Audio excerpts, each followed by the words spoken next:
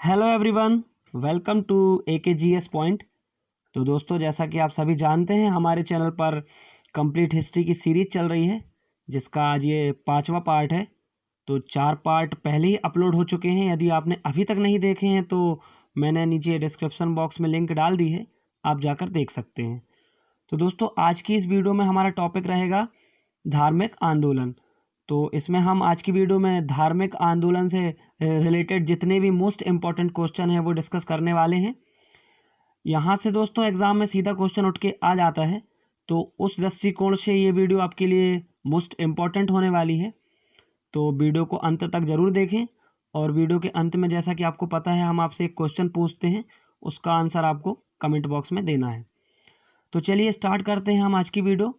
और हाँ, उससे पहले यदि आपने हमारे चैनल को अभी तक सब्सक्राइब नहीं किया है तो सब्सक्राइब कर लें और बेल आइकन को दबा लें, ताकि आने वाली वीडियो की नोटिफिकेशन आपको सबसे पहले मिल सके और आपके जितने भी स्टडी रिलेटेड ग्रुप हैं उनमें शेयर कर दें। तो चलिए दोस्तों, स्टार्ट करते हैं हम आज का सेशन। आज के सेशन का पहला प्रश्न है, जैन परंपरा के अनुसार जैन धर्म में कितने तीर्थकार हुए हैं? इसका जल्दी से आंसर देंगे तो इसका करेक्ट आंसर क्या हो जाएगा? 24। 24 तीर्थकार कुल हुए हैं। आइए इसके बारे में हम डिटेल जान लेते हैं। तो जो जैन धर्म है, उस जैन परंपरा के अनुसार इस धर्म में टोटल 24 तीर्थकार हुए, जिसमें पहले तीर्थकार और संस्थापक इसके कौन थे? ऋषभदेव, ये आप याद रखेंगे। और अंतिम तीर्थकार महावीर स्वामी के अनुयायी निर्ग्रंथ कहलाते हैं। चलिए बात करते हैं नेक्स्ट क्वेश्चन की। महावीर का जन्म कहाँ हुआ था? तो इसका आंसर जल्दी से देंगे। महावीर का जन्म कहाँ पे हुआ था? तो इनका जन्म हुआ था कुंड ग्राम में। आइए इनके बारे में डिटेल जान लेते हैं। तो जो महावीर हैं, महावीर स्वामी का जन्म 540 ईसा पूर्व में वैशाली के कुंड ग्राम में हुआ था। कहाँ पे हुआ था? वैशाली के कुंड ग्राम में हुआ था, जो कहाँ पे स्थित है? बिहार में है। अब महावीर स्वामी से कुछ एक्स्ट्रा फैक्ट आपको बता देते हैं, जैसे कि इनके बचपन का नाम क्या था? वर्धमान। इनके पिता का नाम क्या था? सिद्धार्थ। इनकी माता का नाम क्या था? त्रिशला। इनकी पत्नी का नाम क्या था? यशोदा। इनकी पुत्री का नाम क्या था? प्रिय दर्शना। और इनके दामाद का नाम क्या था? जमाली। और आप एक चीज़ ये भी याद रखें कि ये जो इनके दामाद थे जमाली, ये ही इनके प्रथम शिष्य भी थे। तो ये आप याद रखें। महावीर स्वामी की मृत्यु कहाँ पे हुई थी? तो ये बिहार के ही पावापुरी में 72 वर्ष की आयु में 468 ईसा पूर्व में हुई थी। कब हुई थी? 468 ईसा पूर्व में हुई थी। अब यहाँ बात आई है बिहार की, तो बिहार के बारे में जान लेते हैं। बिहार की कैपिटल क्या है? पटना। वर्तमान में यहाँ के मुख्यमंत्री कौन है? नीतीश कुमार। यहाँ के राज्यपाल कौन है? फागू चौहान।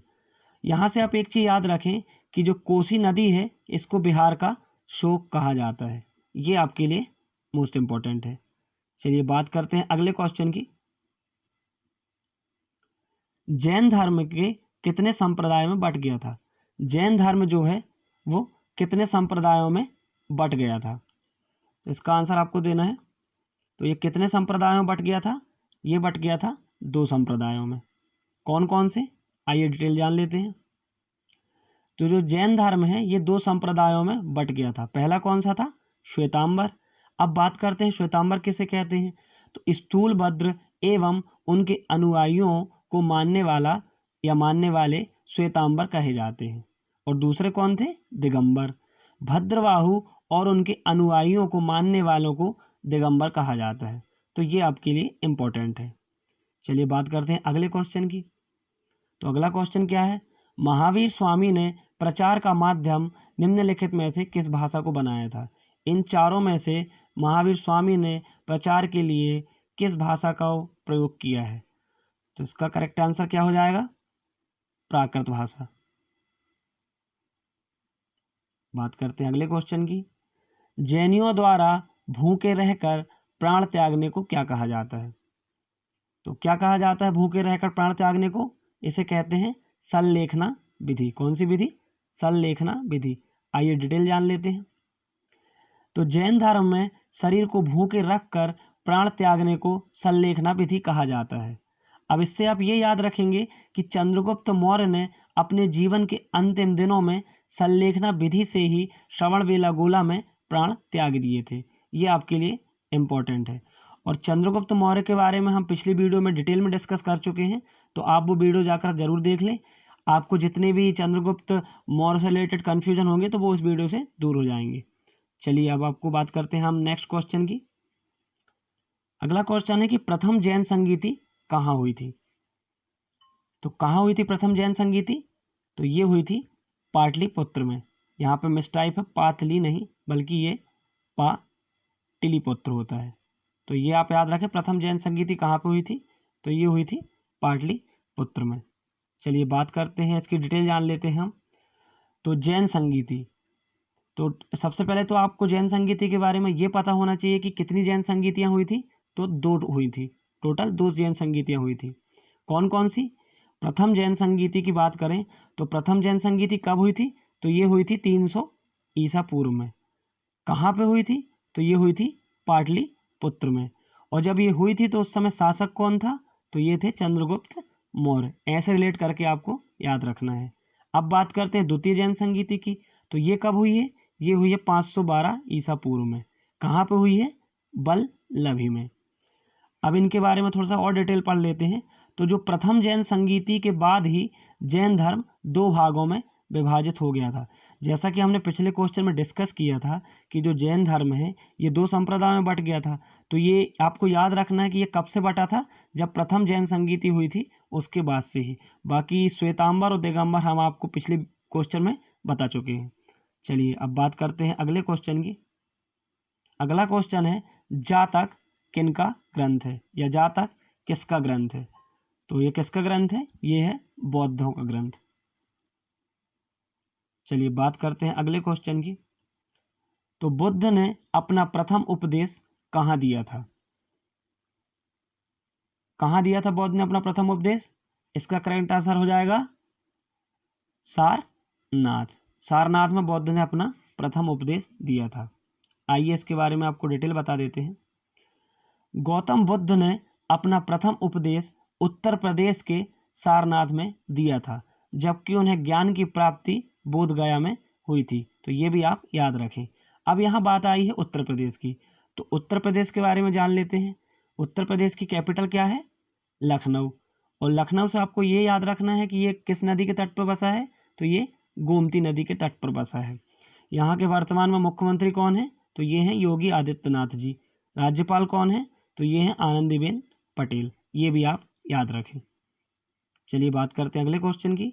तो त्रिपिटक धर्म ग्रंथ निम्नलिखित में से किन का है? त्रिपिटक धर्म ग्रंथ निम्नलिखित में से किन का है? तो इसका करेक्ट आंसर क्या हो जाएगा? बौद्धों का। आइए आपको डिटेल बता देते हैं इस क्वेश्चन की। तो जो बौद्ध साहित्य है इनके 3 पिटक निम्नलिखित हैं। याद रखिए इन्हें त्रिपिटक भी कहा जाता है। क्या कहा जाता है? त्रिपिटक भी कहा जाता है। तो ये कौन कौन से? पहला है सूत पिटक, दूसरा है विनय पिटक और तीसरा है अभिदम पिटक। चलिए बात करते हैं अगले क्वेश्चन की। तो अगला क्वेश्चन है गौतम बुद्ध का जन्म कहाँ हुआ था? तो कहाँ पे हुआ था गौतम बुद्ध का जन्म? ये हुआ था लुम्बिनी में। आइए आपको डिटेल बता देते हैं। तो जो गौतम बुद्ध है उनका जन्म नेपाल के लुम्बिनी ग्राम में 583 ईसा पूर्व में हुआ था। इनके बारे में कुछ एक्स्ट्रा फैक्ट जान लेते हैं। इनके बचपन का नाम क्या था? सिद्धार्थ। इनके पिता का नाम क्या था? तो इनके पिता का नाम था शुद्धोधन। इनकी माता का नाम क्या था? महामाया। इनकी पत्नी का नाम क्या था? यशोधरा। और इनके पुत्र का नाम क्या था? राहुल। तो ये सारी चीज़ें आप याद रखेंगे, ये आपके लिए इम्पोर्टेंट है। चलिए अगले क्वेश्चन की बात करते हैं। तो बुद्ध की मृत्यु कहाँ हुई थी? बुद्ध की मृत्यु कहाँ हुई थी?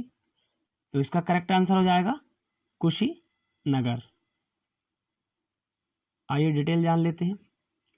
तो बुद्ध की मृत्यु 483 ईसा पूर्व में 80 वर्ष की आयु में कुशीनगर में हुई थी। बुद्ध के जीवन की कुछ प्रमुख घटनाएं निम्नलिखित हैं। तो आपको ये घटनाएं याद होनी चाहिए। कौन कौन सी? पहली है महाभिनिष्क्रमण। कौन सी है? महाभिनिष्क्रमण। इसका क्या अर्थ होता है? गृह त्याग की घटना। दूसरी है संबोधि। संबोधि का क्या अर्थ होता है? ज्ञान प्राप्त की घटना। तीसरी कौन सी है? धर्म चक्र परिवर्तन। इसका क्या अर्थ होता है? उपदेश की घटना। और चौथी कौन सी है? महापरिनिर्वाण। इसका क्या अर्थ होता है? मृत्यु की घटना। तो ये चारों घटनाएं आप याद रखें। बात करते हैं अगले क्वेश्चन की। तो चतुर्थ बौद्ध संगीति कहाँ आयोजित की गई थी? अभी हमने पिछले क्वेश्चन में बात किया जैन संगीति के बारे में, यहाँ बात हो रही है बौद्ध संगीति के बारे में। तो इसका आंसर बताएंगे। इसका आंसर है कुंडल वन। आइए डिटेल जान लेते हैं।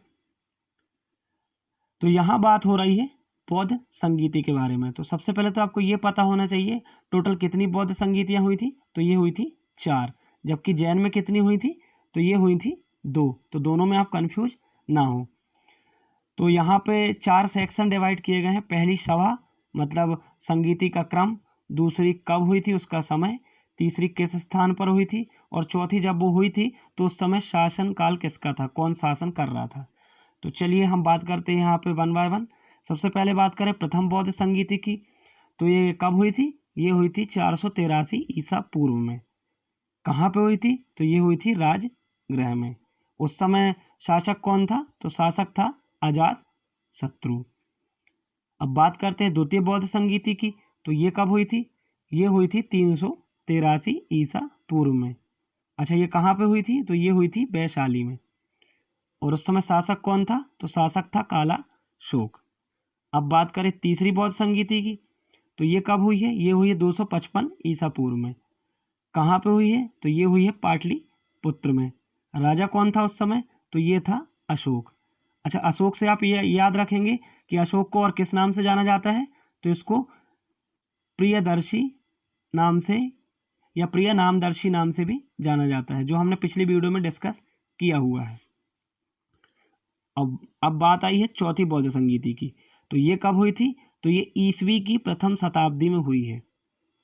और कहाँ पे हुई है? तो ये हुई है कुंडल वन में। उस समय राजा कौन था, शासन कौन कर रहा था? तो ये कर रहा था कनिष्क। चौथी और अंतिम बौद्ध संगीति किसके शासक काल में हुई है? कनिष्क के शासन काल में। तो ये चारों बौद्ध संगीतियाँ और दोनों जैन संगीतियाँ आप अच्छे से याद कर लें। चलिए बात करते हैं अगले क्वेश्चन की। तो अगला क्वेश्चन है बौद्ध धर्म के प्रचार के लिए किस भाषा का प्रयोग किया गया है? तो किस भाषा का प्रयोग किया गया है? ये भाषा का प्रयोग किया गया पाली भाषा का। अब बात आई है यहाँ पर बौद्ध धर्म की। इससे पहले हमने किस धर्म की प्रचार के लिए किस भाषा का यूज़ किया? तो उसकी बात की थी जैन धर्म की। तो जैन धर्म में कौन सी भाषा का यूज़ किया गया था? तो ये किया गया था प्राकृतिक भाषा का। तो इन दोनों क्वेश्चन में आप कंफ्यूज ना हो, पाली बौद्ध और प्राकृत जैन। आइए डिटेल जान, अगला क्वेश्चन पढ़ते हैं। किसे एशिया की रोशनी या द लाइट ऑफ एशिया कहा जाता है? तो किसे कहा जाता है द लाइट ऑफ एशिया? तो ये क्या कहा जाता है? गौतम बुद्ध को। आइए डिटेल जान लेते हैं। तो ये तो आपको पता चल गया कि गौतम बुद्ध को जो है द लाइट ऑफ एशिया कहा जाता है। अब इनसे जुड़े कुछ प्रमुख स्थल, गौतम बुद्ध से जुड़े प्रमुख स्थल निम्नलिखित हैं, इनके बारे में जान लेते हैं। पहला है लुम्बिनी। तो लुम्बिनी में इनका जन्म हुआ था। दूसरा है बोधगया। बोधगया में इनको ज्ञान की प्राप्ति हुई थी। तीसरा है सारनाथ। सारनाथ में इन्होंने प्रथम धर्म उपदेश दिया है। और चौथा है कुशीनगर। कुशीनगर में इनकी मृत्यु हुई थी। तो ये चारों आप याद रखें। इसके साथ ही आपको ये भी याद रखना है कि बुद्ध के द्वारा सर्वाधिक उपदेश श्रावस्ती में दिए गए हैं। पहला उपदेश तो दिया गया था सारनाथ में, लेकिन सर्वाधिक उपदेश कहाँ पे दिए गए हैं? तो ये दिए गए हैं श्रावस्ती में। ये भी आप याद रखें। चलिए बात करते हैं अगले क्वेश्चन की। तो मिलिंद पन्हो पुस्तक किसके द्वारा लिखी गई है? तो मिलिंद पन्हो पुस्तक किसके द्वारा लिखी गई है?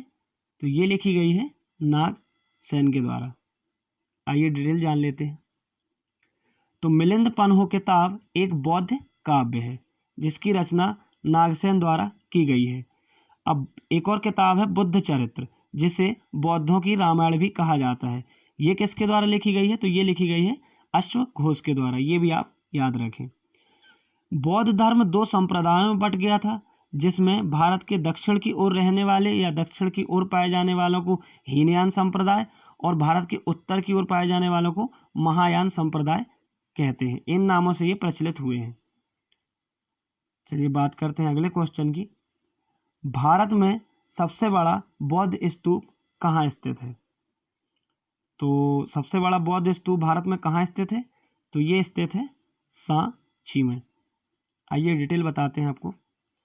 तो भारत में बौद्धों का सबसे बड़ा स्तूप मध्य प्रदेश के सांची में स्थित है, जिसे किसने बनवाया था? अशोक ने बनवाया था। ये आपके लिए इंपॉर्टेंट है। अब यहाँ बात आई है मध्य प्रदेश की, तो मध्य प्रदेश के बारे में जान लेते हैं। मध्य प्रदेश की कैपिटल क्या है? भोपाल। यहाँ के वर्तमान में मुख्यमंत्री कौन है? तो ये हैं शिवराज सिंह चौहान। यहाँ के राज्यपाल कौन है? तो ये हैं लालजी टंडन। ये भी आप याद रखें। तो आपके लिए आज का प्रश्न है, जिसका आंसर आपको कमेंट बॉक्स में देना है। तो आपका क्वेश्चन है, जैन धर्म का सबसे महत्वपूर्ण सिद्धांत क्या है? ये 4 ऑप्शन है। 4 ऑप्शन में से आपको इसका आंसर आप कमेंट बॉक्स में ज़रूर देना है। तो दोस्तों आज की वीडियो में बस इतना ही। यदि आपको वीडियो अच्छी लगी है तो वीडियो को लाइक कर दें, अपने फ्रेंड्स और जितने भी स्टडी रिलेटेड ग्रुप हैं उनमें शेयर कर दें, और आपने यदि अभी तक सब्सक्राइब नहीं किया हमारे चैनल को तो अभी सब्सक्राइब कर लें और बेल आइकन को दबा लें, ताकि आने वाली वीडियो की नोटिफिकेशन आपको सबसे पहले मिल सके। तो ठीक है दोस्तों, मिलते हैं आपसे कंप्लीट हिस्ट्री के अगले सेशन में। जब तक के लिए stay at home, keep learning, good bye.